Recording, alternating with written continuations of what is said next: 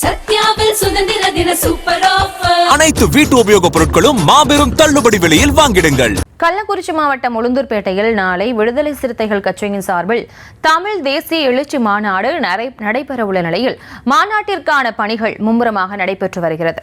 இது தொடர்பான கூடுதல் விவரங்களை வழங்குகிறார் எமது செய்தியாளர் சகாதேவன்.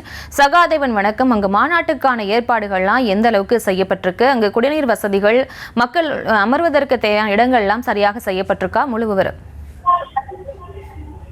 வணக்கம் பிரியங்கா. கள்ளக்குறிச்சி மாவட்டம் உளுந்தூர்பேட்டையில் விடுதலை சிறுத்தைகள் கட்சியின் சார்பில் நாளை ஆகஸ்ட் 17 நடைபெறவுள்ள தமிழ் தேசிய எழுச்சி மாநாட்டிற்கான ஏற்பாடுகள் தீவிரமாக நடைபெற்று வருகின்றன.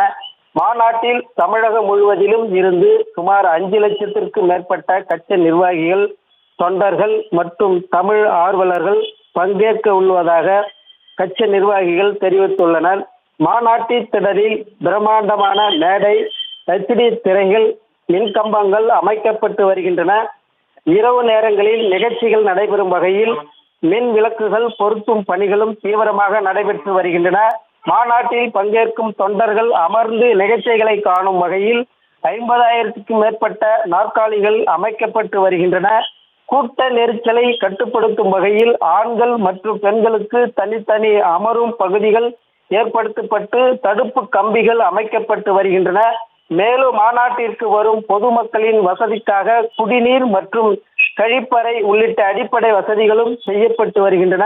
மாநாட்டின் முக்கிய அம்சமாக கட்சி தலைவர் தொண்டர்களை நேரடியாக சந்திக்கும் வகையில் நடைபாதை மேடை அமைக்கப்பட்டு வருகிறது.